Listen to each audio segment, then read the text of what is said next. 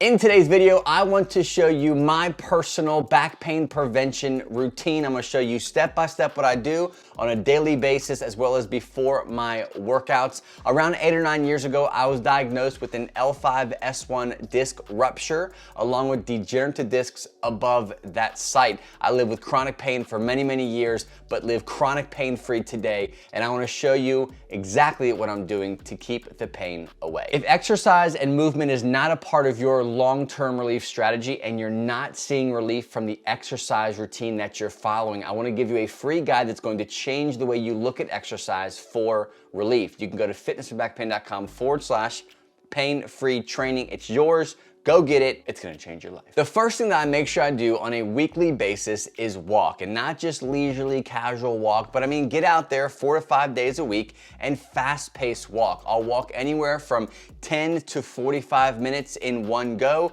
I might do that twice a day. I don't follow a specific routine as far as walking schedule, but I make sure I try to do it at least daily. This is something that I do just casually in a sense of in the morning or after work, or I'll do it before my workouts. It doesn't have to be complicated. Keep it simple. Just make sure you do it and be consistent. The second thing I try to do on a daily basis is try to both relax mentally and physically. I have always responded to stress with tension, with tightness. And when I had my injury, this caused a lot of problems. I had a lot of muscle tightness. I was always stretching. I was having chiros cracking me and adjusting me. PTs had me on traction tables. I was moving and trying to get these tight muscles to relax, which created more problems and more pain. So when I got those things under control and I had beaten my chronic pain, one of the number one things that I knew that I was gonna have to continue to focus on just because of my personality is making sure I'm taking time to really physically relax my body. And it's not just like, watching TV or going for a walk, but it's mentally what I'm doing and checking in with myself to make sure that my body is not responding to the stress, which I still have in my life because I'm human, but responding in a positive way to the stress that we all go through. Now, 3 specific ways I like to do this is 1, I will physically try to focus on deep breathing while I am walking to relax some muscles that do not need to be over contracted. The second thing will be I will spend more time on my stomach. So if I've been doing a lot of sitting, if I've been doing a lot of yard work or cutting the grass or cleaning things out, a lot of bending, flexing, and twisting for a full day type of thing, then I will spend time on my stomach and take the time to deep breathe while actively, mentally shutting down these muscles as best as I can. The third thing I do is expressive writing. If I'm going through some stuff, I tend to keep it all in here and wrestle and think through it on my own. Instead, what I've been practicing to do is taking the time as often as I can to expressively write what I call brain dumping. All these thoughts, all these negative things in my mind, I will put them on paper and I will rip it up and I will move on. Think of it as kind of like your own personal therapist. You are having the argument, you are working through the problem, you are finding solutions maybe, or just expressing your feelings about it, writing it all down, ripping it up and throwing it away. It's a great way to get it from here out so you can work on yourself and calm your central nervous system down. Now, the last 3 things I'm gonna share with you are more exercise related. I'll do these both, one before my workout actually starts, and I'll also do these in my office before my actual day starts. So before I go to sit down or stand up and do my check-ins or whatever I'm doing that day, I'll cycle these 3 exercises. Now, the first one is a side plank hip raise. This has become one of my favorite core and hip dominant exercises. You're kind of killing 2 birds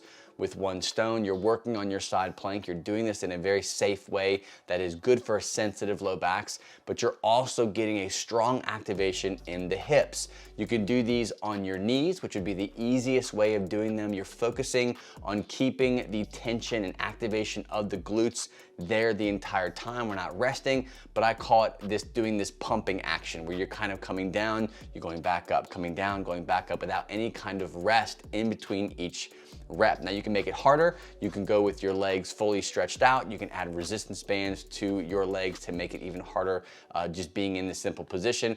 Either way, if done correctly, done safely, and done daily, this is a great way of building stability, endurance, and strength in the core and the hips. After that exercise, I will flow right into a dead bug variation. There are lots of different dead bug variations that can fit really any fitness level. There's some simple ones, which I think are tried and true, that you can do whether you are an advanced exercise gym goer or you are just beginning. You can use these both as a relief strategy while you're in pain, but a great preventative strategy while you're out of pain. Either way, you're picking a style of dead bug that fits you best. I'll usually start with just the body weight variation of this, moving both my hands and my feet at the same time, making sure I'm focusing less on smashing my low back into the ground, but keeping a good neutral position. That's a big issue I see with a lot of people, is they get into the habit of smushing their low backs into the ground, and it almost causes them more pain before they even start the exercise.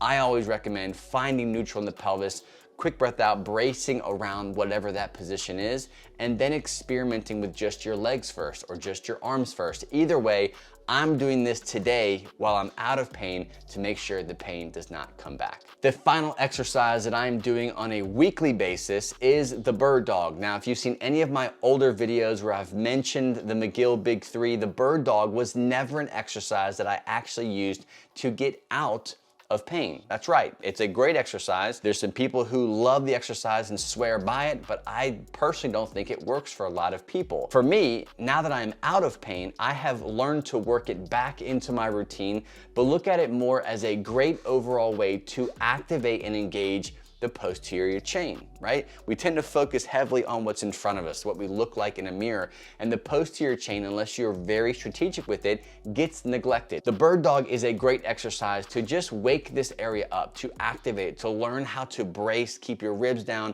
neutral spine, while activating the back of the body without going into overextension. The bird dog has become a great exercise in my personal back pain prevention routine. The main idea I want you to walk away from is prevention is different from a strategy that gets you out of pain. Yes, we use some of the similar exercises, but the thing about prevention is you're no longer in pain. You're not navigating symptoms while you're doing exercises. So you're kind of picking a few go-to things to just keep the wheel spinning, right? To continue to build consistency, continue to build resilience, stability, strength in the area where when you're trying to get out of pain, it's a lot of modifying, it's a lot of variations of one exercise, trying to find the best door for you to walk through to get yourself to the next level. So understand that I don't want you to take this routine and be like, okay, this is how I'm gonna beat back pain. No, I'd rather help you in a more in-depth way. Now, if you're looking for more help, if this is something that you're like, okay, I wanna find out how I get out of pain so that I can start using more of a prevention strategy once the pain is gone. This is something that needs a little bit more of a deep dive into your unique situation. I'm happy to help, happy to talk with you, happy to see if working together might be a good fit for you. You can email me at fitnessforbackpain@gmail.com. Don't forget, before you head out, grab that free exercise guide. It's something that you can take right now, go into the gym, and start implementing right away to see massive change in the way your body is responding to the way you're using exercise. Grab that at fitnessforbackpain.com/pain-free training. Thanks, and I will see you on the next episode.